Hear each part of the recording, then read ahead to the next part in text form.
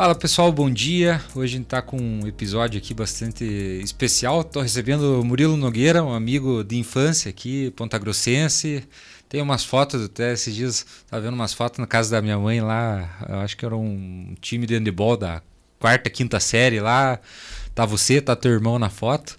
E o Murilo empreendeu fora do país, está morando na Austrália hoje e está nos dando a honra aqui de participar com a gente e falar um pouquinho. A ideia do papo de hoje é falar dos desafios de empreender fora do país, especialmente dentro da Austrália.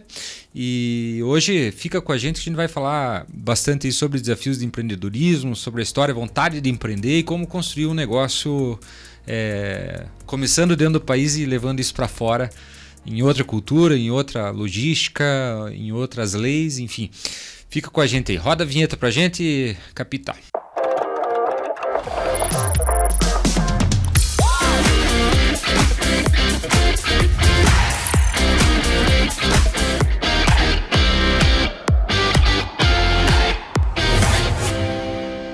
Isso aí, Murilo, cara, legal demais receber você aí hoje no nosso podcast da Embix.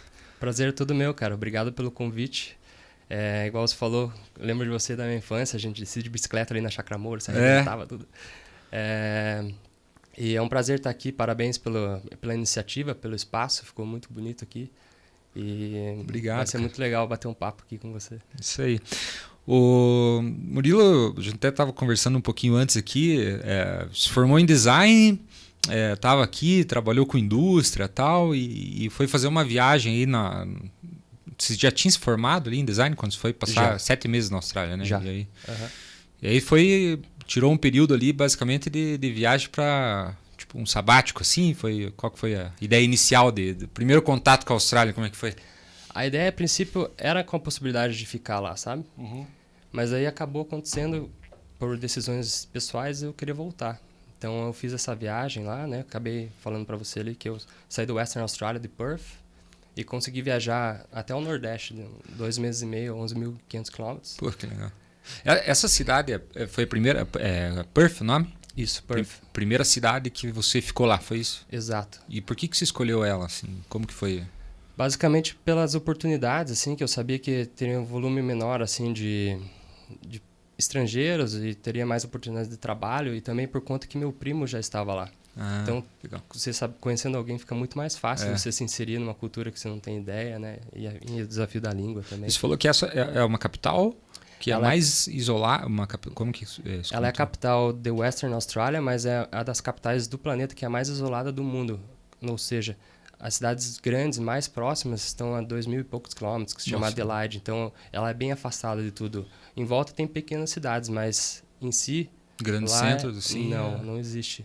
E eles são bem autossuficientes, assim, é uma cidade bem legal, cara. Que legal. Na minha opinião, uma das melhores da Austrália.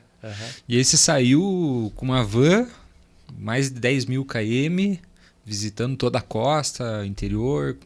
Isso, o objetivo era conhecer a Austrália em si, sair um pouco do que as pessoas geralmente fazem aqui nas grandes cidades. Então eu até evitei parar muito nas grandes cidades, eu passava e tal, mas era conhecer a parte geográfica, a natureza, os costumes do interior da Austrália. Igual você ir para o interior do Brasil, você não tem ideia do que você vai achar, sabe? Então esse era o objetivo. Legal. E aí, aí passou esse período lá, viu que tinha oportunidade de empreender ou já tinha uma vontade? Como que foi aí? O empreendedorismo sempre foi, desde cedo, assim, o que eu gostava de fazer, e sempre tive várias coisas assim, de ideias de executar, mas calhou que eu estava viajando e eu consegui perceber que a Austrália tinha muita coisa que falta e que não existe, e oportunidades. Então a viagem, por mais que não era esse o objetivo, acabou me clareando muito, assim, a cabeça, e surgiu um insight de fazer o que eu depois iria propor a mim mesmo a ir lá e executar. Legal. E aí, enfim, você acabou voltando para o Brasil. Conta um pouco aí como é que foi até o começo aí. Trabalhou com business plan aqui no Brasil para depois voltar para lá, mas teve várias dificuldades aí nesse caminho, né? Exato, Quando eu saí de lá, depois dessa viagem, o meu primo, Lincoln, ele ficou. Ele voltou para Perth e eu vim direto ao Brasil. E voltando para o Brasil, eu já estava certo do que eu queria fazer. Então, na viagem, a gente teve a ideia de produzir pastel. Como eu estava explicando para você, a Austrália, a economia lá ela é bem diferente do Brasil, por proximidade com a China, o custo da mão de obra e vários outros fatores. Eu identifiquei que o hospitality, que eles chamam, né, o ramo da hospitality, que é a parte de comida, é um ponto muito forte lá. Então, eu identifiquei que o pastel era um produto fácil de inserir, escalonável e fácil adaptável à cultura, porque esse era um grande fator para mim. Esses eram os grandes fatores, né? Escalonar e você chegar com um produto novo numa cultura. Então, o pastel, basicamente, a base do produto é a mesma, que é a massa. Existem máquinas para fazer e o recheio você pode adaptar para qualquer cultura. Legal. Então, eu chegando aqui no Brasil, eu criei uma marca que chamava Telpas, que em Curitiba fala tudo ao contrário, né? Pastel, Telpas ao contrário. E na época eu morei com meu primo em Curitiba, a gente, vamos fazer, né? Daí a gente criei a marca, questão de marketing, e ele ficou lá. Ele estava estudando um curso de chefe, ele trabalhava na área, e ele começou a desenvolver as massas, né, em rolo, né? Começou a vender do boca a boca. As pessoas iam até em casa, ele entregava e tal. E eu fazendo a parte digital. Mas ele vendia, mas o produto pastel existia já ou não? Tipo, daí vendia massa e ensinava como fazer? Os brasileiros só compravam, né? Entendi. Então, começou assim, tipo, a comunidade é grande. Sim. Fiquei até surpreso com a comunidade em Perth, que é grande também. Agora, muito maior, mas na época, em 2013, quando isso começou, já era grande e tinha demanda, assim, para vender boca a boca. Então, era mais um negócio para ele ter um income extra para ele e também começar a checar como a gente ia fazer, né? E eu fiquei aqui no Brasil, trabalhei mais com design também e design com indústria. Então, eu comecei a implementar design thinking, essas partes do design fora do gráfico, né? Sim. Mais parte de operação de produto, de processos. Acabei fazendo uma pós daí para me capacitar na parte de business, que a gente não tem muito no curso de design. E todas as minhas matérias foram focadas na indústria, porque como eu queria fazer algo de produção, eu fui focado mais nisso. Então, sabendo disso, quando eu terminei a minha pós, eu criei um business plan do pastel. Eu e minha ex-esposa, a gente decidiu ir para a Austrália e eu já estava certo do que ia fazer. Eu falei pro meu primo, então a gente monta isso, tal. Pegou, vendeu o que tinha aqui e partiu. Foi para a Austrália. E aí chegou lá basicamente com o business plan. Mas aí, por exemplo, como que... Porque tem vários pontos, né? Tem o visto, tem a abertura lá, aqui no Brasil a gente tem um CNPJ, tem pagamento de imposto, tem licença, seguro. Cara, pega assim, vou abrir um negócio na Austrália ou em qualquer outro país. Por onde que se começa, né? Exato. Esse é um grande ponto, assim. Daí a gente chegou lá, foi analisar, né, com o business plan. Já na segunda semana a gente chegou para o investidor, falou, isso aqui é o business, né? Ele era um australiano que tinha uma esposa brasileira, então ele tinha noção do que a gente estava falando. Mas por conta do visto, como você falou, eu cheguei como estudante. Então o estudante, quando ele chega, a vigente agora, pode mudar isso, mas ele chega lá, ele pode trabalhar legalmente, ele tem um limite de horas. Sim. E, enfim... Tem limitações. Esse visto de estudante é um período, 1 ano, 9 meses, depende ou ele é meio fixo? Depende muito, assim. Geralmente as pessoas compram assim, vou passar 6 meses na Austrália para estudar inglês. Então ele compra um visto de 6 meses, ele tem um período de férias para curtir o país e voltar. Ou pegar 1 ano de inglês, depende da sua necessidade. Ou até mesmo você chegar e fazer um curso VET, que eles chamam, que é quase um curso técnico, assim. Daí tem cursos de 2 anos, enfim, depende muito do que você aplica para estudar. Mas você obrigatoriamente tem que ir lá estudar. Você não pode chegar lá para trabalhar.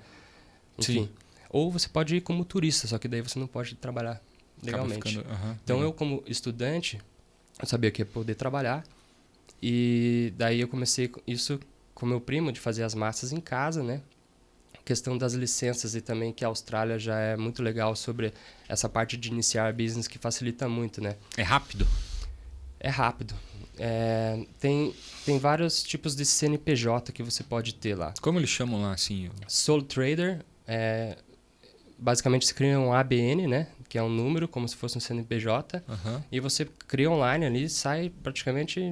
Imediato, sim. Imediato. 1, 2 dias, 3 dias, depende. Legal. Tá variando bastante, assim. Nesse Sole Trader, como funciona? você é seu próprio chefe. Então, tudo que é vinculado à sua própria empresa é a sua vida pessoa física vinculada. Então, você tem que declarar quanto a isso e você paga imposto quanto a isso. E questão de imposto na Austrália, até vi um número, né, das migrações de grandes fortunas pelo mundo, né? Daí tinha assim, Brasil, né, saindo, México saindo, Estados Unidos recebendo, África do Sul saindo, e a Austrália, eu olhei no gráfico, era o país que mais recebeu pessoas que migrando aí grandes fortunas para lá, né? Tem alguma, assim, além de cultura, alguma questão assim mais atrativa em termos de impostos que você consegue perceber, já que, por exemplo, vale a pena, ou que está vendo um movimento de pessoas indo empreender lá por conta de algum benefício fiscal, tributário, sim? O imposto na Austrália é bem mais simplificado, né? Quando você lida com produtos, tem o GST, né, que você paga um imposto de 10% sobre o produto. Você é produtor, paga 10%, é isso? Você repassa, né, mas você tem que recolher depois, você pode repassar para o cliente esse valor.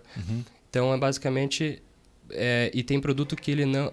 Por exemplo, uma receita de massa de pastel. Tem ingredientes que você compra que você não paga sobre o produto. Ele tem uma tabela que tem coisas que você não paga o imposto. Um incentivo. É um incentivo para você, dependendo da área que eles querem fomentar, exato. Legal. Então isso é interessante, porque isso até fez uma escolha minha, na época, de analisar, se eu fosse escalonar, quais tipos de ingredientes que eu teria que achar uma receita melhor, porque ao longo prazo eu ia economizar muito dinheiro, entendeu? Por exemplo, se eu fosse usar... Hoje em dia a gente não usa mais cachaça, né? Que a galera fala da bolinha na massa pastel. Esse é um produto, o álcool lá é super taxado, é muito caro. Então, a economia... tem umas restrições de compra, consumo também, diferente do Brasil. Tem muito essa questão. Assim, eles são um país muito regulamentado. Eu falo assim, as coisas dão certo porque as pessoas seguem lá e é cobrado, sabe? Então, tem a questão da empresa também que paga o BAS, né? Que é o imposto sobre o faturamento total da empresa, em torno de 18%. Enfim, mas é muito mais simplificado. E também a questão da abertura de empresas, entendeu? Esse é o exemplo que eu te dei, é do individual. Tem outros exemplos assim. Mas esse ainda é 18%, e mesmo que soma com 10 ainda, fica muitas vezes bastante atrativo, né? Fica bastante atrativo, porque você... aqui no Brasil, agora eu estou um pouco por fora, né? Mas eu lembro que de cada estado para estado, dependendo da matéria-prima que você ia trazer, você já ia pagar. Nossa, é bem complexo, né? Para você trabalhar ainda na indústria, é pior ainda, né? Sim. E por exemplo, que ingrediente ali que você percebeu que era interessante trazer, que tem algum tipo de isenção tributária ali que você lembra lá que... o tipo de óleo. Na verdade, o álcool foi a maior decisão, né? Na massa. Vinagre, essas coisas que a galera costuma utilizar. Mas, basicamente, a pastel é uma receita simples. Então, os outros itens já estavam praticamente inclusos na isenção, sabe? Entendi. São esses dois. Só que, para fazer funcionar algo... esse é o grande desafio também. Aqui no Brasil, a gente tem... muitos distribuidores de alimentos, e o Brasil é muito forte nisso, né? E lá nem tudo é igual e nem tudo tem. Entendi. Então, tudo é um quebra-cabeça para você adaptar com o que você tem lá para produzir. Entendi. Até massa de pastel que é simples, a gente teve que se bater com um tipo de farinha. Lá não tem, aqui no Brasil tem farinha premium para pastel A, B, C, dezenas. Lá só existe um tipo de farinha e nem é para pastel. Então, tudo relacionado a isso, a gente teve que fazer a matemática e desenvolver. Legal. E aí você falou com o investidor lá, daí o cara investiu ou não investiu? Não, ele não investiu porque na época, como eu era estudante, ele falou assim, beleza, eu posso fazer o aporte, eu gostei do business, achei a ideia boa, porém, eu quero saber qual tipo de visto vocês estão enquadrados os dois, né? Eu olhei para ele e falei assim, eu estou visto estudante, cheguei há 2 semanas. Ele, desculpa, mas se acontecer alguma coisa com o seu visto, ou se não conseguir renovar, eu não sei fazer pastel, né, cara? Então, não posso investir. E eu super entendi, eu falei, não, você tem razão. E eu fiquei com isso na minha cabeça. Eu falei, se eu quiser executar, eu preciso conseguir uma estabilidade de visto, né? Uma permanência no país. E aí? E daí, aconteceu que meu primo acabou seguindo um outro rumo. E eu, como eu queria o visto, Perth, saiu da parte regional de aplicação de vistos, que a Austrália muda muito conforme a demanda do país, na profissão, nas áreas. Certo. E na época que eu tava lá, a Perth saiu, eu peguei minhas malas, cara, tipo, na semana para outra e viajei pro outro lado da costa, Gold Coast. Aham. E eu nunca acredito que as coisas não acontecem por acaso, porque Perth, como eu te falei, é muito isolada. Gold Coast, ela tá no centro da Austrália, do outro lado. Uhum. Ela é 1 hora de carro de Brisbane, que é uma cidade de 4 milhões de habitantes, uma cidade grande, desenvolvida. 1 hora de avião de Sydney, Melbourne, por consequência, mais para o sul. Então, ela conecta, ela é quase um hub do outro lado. E eu fui acabar ficando lá, né? E na época, eu tinha que continuar estudando. E eu apliquei para poder ficar no visto. Eu soube que IT, Software Development, era uma área boa, financeiramente e para visto. Sim. Então, eu acabei indo para lá estudar isso. Aham. E daí, foram passando as coisas, arranjei emprego na minha área de novo. Na área de design. Daí eu percebi que eu ia ter que entrar eu peguei, infelizmente, cara, você tem que pegar muitos advogados de imigração para você entender o cenário, porque eu descobri depois que eu fiz esse movimento que eu ia ter que ir para uma universidade de novo e gastar uma grana, que é caro para quem não é do país, para pegar a validação da profissão. Eu acabei mudando de volta para minha área e trabalhando. E vendo a possibilidade de uma empresa, né, no caso que essa é uma das formas de você conseguir visto, Sim. ela chegar e te empregar na área e aplicar para o visto que na época era um 187, que era de sponsor, que eles chamam. Uhum. Sendo assim, cara, daí eu te falei, eu fui renovar para mais um tempo em marketing e eu fui fazer uma aplicação sozinho, acabei não consultando nenhuma agência, enfim. E cometi um erro de não colocar um documento. E daí a imigração pediu esse documento e bloqueou meu visto. E na época eu já estava com uma viagem marcada para o Brasil. E eu peguei um bridging visa, que eles chamam. Estava lá ainda. Estava lá. Ah, entendi. Aí... Daí eu peguei um visto que se chama bridging visa, que é um visto que segura você permanentemente até finalizar o seu visto que você tinha. Aham. E eu vim pro Brasil, eu já tava meio assim, pô, tinha feito de tudo, cara, que você imaginar, entregar currículo de porta em porta em empresas, conversar. É difícil, mas é a única forma. E eu voltei pra cá meio que há a possibilidade, agora como eu visto dessa forma, eu queria ficar aqui pra fazer alguma coisa. E eu conversei com meu pai e um amigo meu, Jefferson, que tem uma cervejaria, Vitor Marsum, que chama Cans Brewery. Daí a gente tem a probabilidade de abrir um negócio, uma micro cervejaria. Aham. E a gente concordou e falou, vamos fazer. E na época, a minha ex-namorada veio comigo e eu falei pra ela, ó, vai surgir essa oportunidade, enfim, só que eu não vou pra Austrália ficar 3 meses e voltar, porque eu preciso começar agora. Então eu vou ficar. E ela ficou conformada, né? E ela convenceu a eu voltar e terminar o que a gente tinha a ver lá, algumas coisas, tipo casa, etc., Uhum. pra voltar pra Austrália. E como eu falei pra você anteriormente, como nada é por acaso, né? Chegando lá, no segundo dia que eu tava lá, eu fui ajudar um amigo a arranjar emprego numa área mais afastada, que é uma área daí, Gold Coast, a grande cidade. Então tem vários bairros. E daí um bairro mais afastado chama-se Nerang.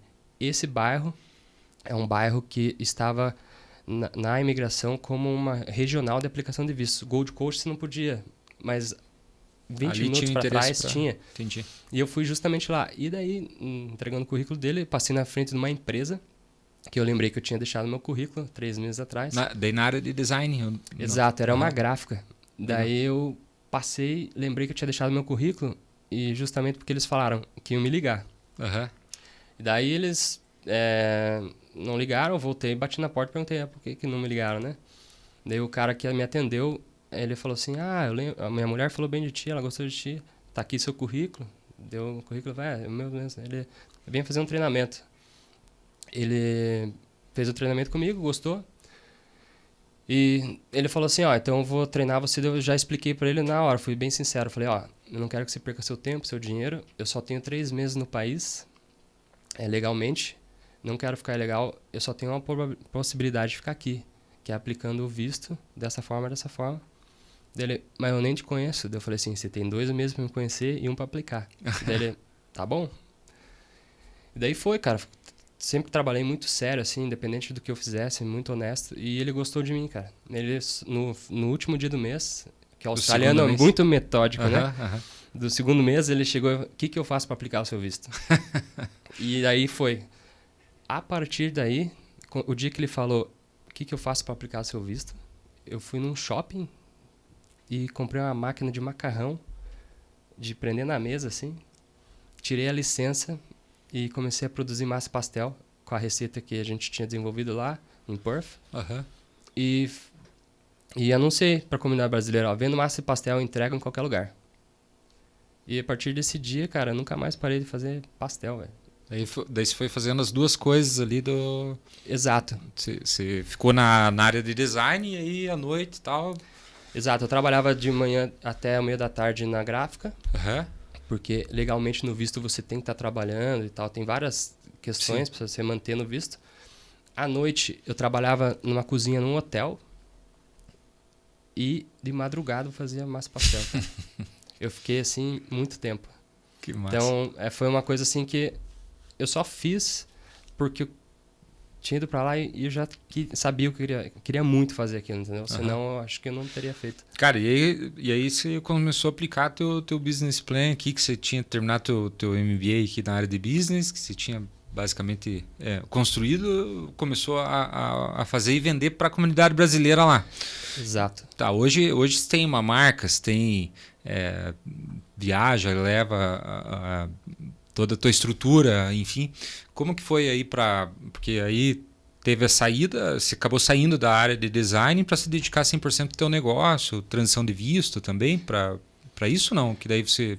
Foi uma questão muito particular, porque a gente viveu na época uma coisa muito particular no mundo, que foi o Covid. Uhum. Então, o que aconteceu é o seguinte, daí eu mudei de emprego, porque o Covid bateu, a empresa que eu fui sponsorado não conseguia mais pagar, não tinha serviço. E daí eu fui contratado, cara, por uma mulher numa outra empresa, assim. No dia que o cara falou que eu tinha que procurar outra coisa, eu não poderia estar fora do emprego, eu tinha que trabalhar na área com aquele salário, senão o meu visto não ia validar. E no mesmo dia que ele falou isso, uma mulher me ligou para me contratar. E eu fui de coordenador de projetos daí para essa empresa. E daí eu fiquei 7 meses nessa empresa. Em paralelo, eu abri o Pastel em Bossa, que é a marca, né? Uhum. Em parceria com... Tirou Hotel Paz? Não. A partir do momento que eu mudei para Gold Coast, já não existia mais. Porque eu perguntei ao meu primo, você quer? Não quer? Ele falou, não. Então eu não sabia se usar a mesma marca, mas daí eu resolvi trocar. Sim. E daí eu abri em sociedade com um amigo meu, eu falei pra ele, existe essa ideia, tal, vamos fazer. Eu fiquei insistindo pra ele até que ele concordou. Cara, a gente começou a fazer as massinhas, tal, foi comprando uma máquina de pizza, daí foi aprimorando, né? Sim. E daí, cara, a gente... E ele tá com você? Não, daí o que aconteceu? Eu ia todo dia numa feira, a maior feira que tinha lá, todo dia não, todo domingo. E eu ficava enchendo o saco da mulher. Falei, tem um produto legal para você. Eu colocar aqui, é diferente, não existe. E ela, não, impossível entrar aqui, não tem vaga, não sei o quê. Ia todo domingo, ela olhava pra minha cara, ela já desviava, assim, né? Um dia calhou que uma das barracas não ia. E daí ela olhou para mim, você sempre fala que quer vir aqui, você pode vir esse domingo? O próximo, né? Daí eu falei, sim, posso. Dela, você tem as coisas todas? Licença, isso aqui. Daí eu falei, tenho. Tinha nada, cara, de estrutura, nada. Só tinha as licenças por causa que eu fazia em casa. Daí ela, então tá bom, domingo, 3 horas da manhã, você chega aqui. Era uma feira tipo de alimentação, assim? Uma feira de alimentação aberta? E de fruits and veggies, assim, é uma feirinha mesmo. Bem legal o lugar lá, cara. É a maior feira que tem em Gold Coast, assim, eu acho que quase do estado. E daí, cara, eu e meus sócios lá chegamos, vamos comprar barraca, vamos imprimir. Como eu era designer, eu já consegui agilizar tudo, né, pra imprimir. Chegamos lá, cara, uns dias antes tinha um drone na época. Eu fiz uma imagem aérea, porque o lugar é bem central, mas ele é um lugar muito específico que a galera não conhecia a comunidade brasileira. Sim. Eu fiz um take mostrando o que era, postei assim na comunidade brasileira, vai ter pastel de feira domingo. Cara, a gente montou a barraca 6 horas da manhã até as 11h30 da manhã. A galera lá, os australianos não são acostumados com alvoroço, né? O que tinha de brasileiro, cara, naquele lugar era impressionante. Os caras das outras barracas estavam passando com os produtos pra galera experimentar na fila do pastel. E a mulher ficava olhando assim, sem entender. Daí ela, no final, ela falou, para de cozinhar, acabou o horário da feira. E a gente lá, né, com um monte de... Ela, não, aqui tem horário, não sei o quê. Desligamos o negócio lá. Devolvemos o dinheiro, assim, de umas 20 pessoas. Daí ela perguntou, mas da onde que veio tanta gente assim? Brisbane, outra cidade? Eu falei assim, não, brasileiros em Gold Coast. Eles não tinham ideia daquele espaço e o produto era novo. Então a gente chegou estourando na feira no primeiro dia. Que massa. Ela falou, vocês podem ficar aqui permanente, porque ela viu a oportunidade de pessoas que a gente ia agregar pro lugar, né? Uhum. Na semana seguinte, primeiro lockdown do Covid. Putz. Então, cara, daí já começou, né? Não podia abrir em lugar nenhum, a gente entregava as massas e tal. Se passaram aí 10 meses, meu sócio, por conta do visto dele também, ele tinha que focar na área dele, ele saiu. E eu fiquei sozinho. E tal. E daí, eu acho que tem umas coisas na vida que acontecem na vida da gente que a gente não compreende, mas a gente tem aquele impulso de fazer. E às vezes parece até inconsequente. Todo mundo... O empreendedor tem que ter um pouco de loucura, assim, né? De senso de tomar risco e... A gente vê muitas histórias assim, né? É. E daí, cara, nesse período que eu tava meio assim... Nossa, cara, eu recebo vídeo da galera caindo na rua na China, não sei o que tá acontecendo. E a Austrália deu um lockdown lá, e eu falei assim, não sei o que vai ser o dia de amanhã, mas também não vou ficar em casa, eu vou sair na rua. Comecei a andar, cara, na rua, ninguém na rua, parecia uma cidade zumbi. Comecei a olhar muita placa de business que simplesmente largou, né, porque não sabia, para alugar, cozinha, e na época eu já tava com uma estrutura um pouco maior em casa, inviável quase de fazer. Eu olhei a placa e liguei. Steve, era o nome do cara da placa. Quero alugar esse restaurante aqui. Daí ele... Are you insane? O cara quase me xingou, né? Daí ele, você não tá vendo o que tá acontecendo? Daí eu falei assim, tô. Mas é por isso que eu tô te ligando. Você nunca vai alugar isso e nem sabe o dia da manhã. Então, por favor, faça um bom acordo de aluguel comigo com um prazo curto de contrato. Porque lá todos os contratos grandes. Eu falei, não, por favor. E daí eu abri a primeira loja de pastel em Boston, Surfers Paradise, que é uma parte bem central ali da Gold Coast, com a cozinha, com a marca, etc. Já executando o que eu tinha planejado como business plan, né? Era o pontapé inicial para ter uma loja física. Então eu fiquei lá, trabalhando, cara. Primeiro, assim, com a minha namorada e tal. Depois ela saiu, fiquei sozinho lá por muito tempo. Porque a galera não ia sentar nem nada, então eu produzia tudo. Fazia massa, recheio, atendia, entregava, comprava, cara, tudo. Por alguns meses. E assim, como às vezes não tinha movimento, cara, eu ficava escutando podcast dentro da cozinha lá, aprendendo coisas novas e relacionadas ao business e tal. E fiquei lá, cara. E nunca me fraquejou assim de pensar assim, tipo, não. Eu falei, uma hora isso aqui vai passar. E, cara, foi crescendo, as coisas foram abrindo de novo. Você estava vendendo basicamente só delivery. Delivery, takeaway, né? A pessoa vai lá e pode... Porque tinha regra de quantas pessoas podiam pegar e tal. Legal. A Austrália foi bem tranquilo, assim. Foi Deixou abrir. Deixava abrir e tal. E daí, cara, foi acontecendo isso. Comecei a voltar aos eventos, fazer as coisas pra lá. Daí comecei a deixar pessoas na loja, treinar, desenvolver. Nessa época eu abri, cara... 2 toneladas de massa pastel na mão, numa máquina de pizza, nesse período aí. Cheguei até a quebrar o dedo enfiando dentro do rolo, que não era uma máquina de pastel, entendeu? Quebrei o dedo, no mesmo dia eu voltei lá na loja pra abrir massa, porque não tinha ninguém pra abrir. E daí, cara, nesses eventos um dia tava chovendo lá, um amigo meu, ele organizava os eventos, e ele olhou pra mim, recolhendo as coisas assim na chuva, daí ele falou, pô, cara, hoje foi horrível, né, não veio ninguém por causa da chuva. Então eu falei, mas você tá sempre feliz, né, tá, como que tá o business? Expliquei pra ele e tal, tomei um café da manhã com ele no outro dia, conversei e tal, expliquei pra ele a situação e minha visão do business, onde eu queria chegar. Ele, quero ser seu sócio, tal. E daí o Lucas, que hoje é meu sócio, começou há uns 2 anos e pouquinho atrás, a gente transformou, porque daí a gente começou a ir pra parte da indústria, entendeu? A gente já começou, veio maquinário daqui do Brasil, porque lá não existe máquina de pastel, porque não existe o produto. Você teve que importou daqui e levou para lá? A gente importou daqui do Brasil, legal. A gente fez uma pesquisa, uma das melhores máquinas para isso. Hoje, com essas máquinas, a gente tem uma capacidade de produzir 1 tonelada de massas em 8, 10 horas de trabalho, aí, dependendo. 1 tonelada dá quantos pastéis, assim? Não faço ideia de... Cara... 120 gramas, assim, com desperdício por pastel aí.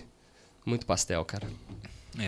Mas assim, a gente ainda não tem essa demanda, mas a gente está preparado para receber. Aham. Então, daí foi transformando as coisas. A gente teve que sair dessa loja, a princípio, que iam demolir. A gente teve outro oportunidade até de business, e uma coisa que tem muito pouco lá. A gente sentiu muita dificuldade de achar barracões, warehouses, para esse tipo de business, que é a parte de alimentação, porque tem todo um esquema de grease trap, que é a caixa de gordura, $50 mil, às vezes, para instalar só uma caixa de gordura. E a gente foi indo, achou um ponto e começou a fazer a nossa fábrica, participar de maiores eventos e tal. E daí a gente abriu, ao mesmo tempo que a gente abriu essa loja nova, que a gente teve que sair, a gente conseguiu um ponto de oportunidade de um café bem na estação de trem, frente à maior estação de trem lá, na frente do cassino, de um shopping, e a gente abriu um outro restaurante num bairro uns 10 minutos para baixo, assim, no sul. Legal. Então a gente começou a fazer o quê? Vamos testar, que a princípio sempre foi a ideia, modelos de franquia com as nossas próprias lojas. Uhum. E testar o tipo de business que a gente quer formatar para a cultura e o que funciona para o australiano, porque não desmerecendo nada, o brasileiro, ele está lá, ele é o nosso maior consumidor em grande parte, mas a população em geral não é brasileira. Uhum. Então a gente pra tem você que crescer, você tem que levar esse produto a atingir o público australiano mesmo. Exato, porque é questão de estatística, né, de Sim. volume de pessoas. Tamanho Então do a gente tem que mercado. formatar o business pensando na cultura deles e como eles consomem. E assim, a gente começou como pastelaria nesses restaurantes, e daí pastelaria, e foi virando um restaurante. Então hoje nessa unidade de Mermaid, que é a nossa base, a gente tem as variedades de pastéis, a gente tem salgados, que é produção própria, então a gente também tem máquina de salgado, Aham. produção em escala. A gente também faz as massas ainda, a gente serve pizzas à noite, pizza brasileira que até então não existia em Gold Coast. Legal. Então a gente começou a produzir tudo trazendo inovação e também atender o público brasileiro pela demanda e a escassez de não ter. É que é muito difícil você morar fora e você sente vontade de comer a Sim. comida de casa, e lá Não tinha. tem restaurantes lá, mas assim, a pizza brasileira também foi uma coisa assim que uma decisão minha e do meu sócio, analisando o formato de business naquele Sim. espaço, encaixou bem também. Legal. E hoje o australiano tem consumido ou não? Você já conseguiu trazer um pouco de público não brasileiro para o negócio? Sim. A maioria do público que a gente atinge australiano e traz eles para nossos estabelecimentos é quando a gente vai para fora em eventos. Então a gente também, além das lojas, a gente tem um trailer, né, bem grande, 6 metros, as barracas. Então a gente vai em eventos que são basicamente australianos. Então a gente consegue, de uma forma descritiva do produto, imagens, e também a gente sempre foca no atendimento ao cliente de explicar o que é, né? Uhum. Então a gente mostra, tem o sample, eles provam, eles entendem o que é, gostam e voltam. Então, legal. e eles têm uma cultura mesmo diferente de comer. Por exemplo, a pizza é um caso muito específico. Eles sempre comem unitário e as pizzas italianas, né? Que é basicamente mais simples, né? Uhum. A nossa pizza aqui no Brasil, você tem centenas de sabores. E ela geralmente é grande e recheada. Aham. Eles não entendem isso. Então a gente tem sempre esse desafio de educar eles. Você pode compartilhar a pizza se você quiser, fazer a meio. Eles nunca viram isso. Catupiry, eles nem sabem o que é. A gente tem que explicar. Então, são vários fatores assim que você vai educando o público, mas a partir do momento que ele entende, ele consome, ele gosta, ele é muito fiel. O australiano, ele é muito fiel. E a gente tem isso no Brasil também, né? De chegar alguma alimentação, né? Um shawarma lá aqui no Brasil que você chega... Cara, eu nunca vi isso, e aí você experimenta uma vez, duas, e depois é uma opção que você tropicaliza aqui para o Brasil, né? Uma culinária de fora. Então, o papel inverso lá, né? De você... tem que primeiro fazer conseguir o acesso, né, e trazer. Hoje, resumindo, então, assim, a Pastel Emboss tem a parte da indústria, que está dentro de um local fixo, é isso? De produção? Isso, ele fica em anexo da loja. Entendi. E aí mais esse móvel que vocês acabam indo para eventos? Os móveis, né? Às vezes a gente também até, dependendo do lugar, assim, eles cedem um espaço para a gente operar em algum evento que já tem a cozinha. Legal. A gente também está indo para... O nosso grande objetivo, na verdade, com o business é ser distribuidor dos nossos produtos. Então, a estratégia é basicamente assim. Em vez de a gente ter custos muito altos de operação de abrir uma loja, a gente pode estar distribuindo para pessoas que já têm os estabelecimentos e gostariam de ter o nosso produto. Então a gente também está formatando agora na questão de fazer os mini pastéis, chegou a máquina agora antes de eu vir no Brasil. A gente vai distribuir para isso para pubs, para hotéis, escolas, legal. Eu não sei, a gente vai definir bem. E eu acho que esse é o grande desafio, você chegar para o business e mostrar para ele a facilidade que você oferece, a margem que ele tem e o sabor, óbvio, que vai agregar para eles com um diferencial, porque nem todo mundo tem aquele produto. Então, é um grande desafio, assim. E volta lá para a essência inicial da indústria, né? Que você tinha essa ideia de instalar e tal, da indústria, que você começa a fazer volume de operação, escala, né? Exatamente. Porque a escala, se você for lidar com operação, né? Tirando a internet é uma forma diferente de escalonar, né? Mas na operação em si, física, a indústria é o que gira. O serviço direto, eu vejo muito assim com a parte mais de conhecimento e oferecer serviço de troca de consultoria e tal, que tem um grande valor, né? Mas na questão alimentícia, ou você acaba... Não está errado. Você quer ser dono de um restaurante e tal, ou se você quer criar uma rede de franquias ou algo de distribuição, você tem que ir para o lado da indústria mesmo, maquinário. E por isso que o pastel eu escolhi anteriormente, porque eu sabia que isso era possível, sabe? Legal. Muito bom, cara. Umas coisas chamam atenção, assim, né?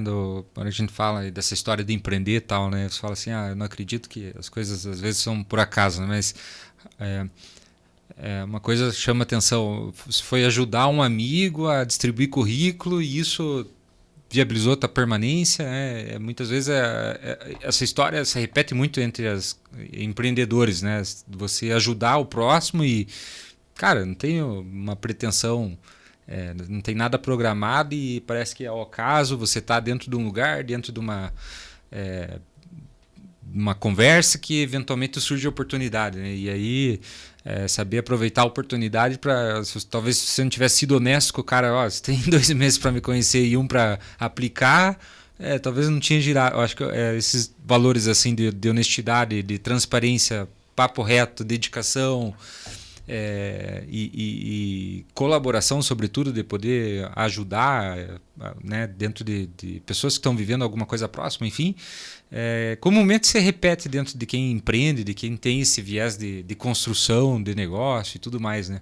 Então, isso chama atenção, né? Porque a gente muitas vezes pega um empreendedor, cara que pensa em empreender solitário, cara, é difícil que consiga, né? A gente sempre tem que estar apoiado e contando com pessoas que estão ao lado, entra um sócio, sai outro, e daqui a pouco tem um tempo que você vai estar sozinho, daqui a pouco você recebe, cresce, vai e volta, e depois lá na frente, na próxima vinda tua para o Brasil, vamos sentar aqui de volta e já agora a gente cresceu, consegui colocar aquela produção que tinha 1 tonelada, a gente teve que importar mais máquina, mas são semanas a semanas de trabalho que as coisas não acontecem, né? Muitas vezes a gente vê na internet, tem negócio que o cara em 1 ano, fiz isso, aconteceu, ganho não sei quanto e tá fazendo vídeo e tal, mas as coisas não acontecem em 1 mês ou 1 ano, são muitos meses, né, de trabalho sério e comprometimento para poder rodar, né? Concordo plenamente com o que você falou, cara, e às vezes as pessoas não enxergam o background, né, o que as pessoas passam, às vezes para conseguir alguma coisa. E eu acho que a chave é essa, como você falou, o caráter, a honestidade, a forma de lidar com as pessoas e aquele negócio eu aprendi muito vendo empreendedores, né? Você tem que olhar no olho da pessoa e cumprir e fazer aquilo e nunca passar por cima de ninguém, né, cara? Ainda mais estando num outro país, que é uma outra situação, porque é diferente. Você chegar aqui, você conecta com as pessoas, já conheço você, conheço ali, daí vai agilizando as coisas de uma forma mais orgânica e harmônica, né? Mas quando você está num país que você basicamente não tem network nenhum, e tá numa barreira da língua também, né? Porque tem muito isso, né? Sim. A pessoa olha assim, mas o que você tá falando? Entendeu? É basicamente a confiança que você passa e a credibilidade. A tua palavra é a que vale. Independente do negócio, qualquer coisa que você fizer na vida, né, cara? Você falou uma coisa que é fundamental para tudo. Legal. Murilo, obrigado, cara. Foi super legal te receber, escutar um pouco da história e conhecer. Tem o Instagram lá do Pastel em Bossa, o pessoal conhecer e se quiser já convidar a hora que estiverem visitando lá Golden Com certeza. Coast. Tem o Pastel em Bossa, @Pastel em Bossa, né? O Instagram nosso. Lá você pode ver todos os nossos produtos, o que a gente faz. A gente está postando sempre novidades. Legal. E também pode acompanhar a nossa trajetória, assim, do dia a dia. A gente sempre está compartilhando. É isso aí. Beleza, gente? Obrigado aí, Murilo, de volta. E a gente encerra aí mais esse papo. Uma história bem legal aí de empreendedorismo. Aqui saindo de Ponta Grossa para a Austrália. E mais um papo nosso nesse podcast da Embix, que é um podcast que a gente trabalha e fala de empreendedorismo, de negócio, de inovação. Bom demais. Gente, obrigado e até a próxima sexta-feira aí. Valeu!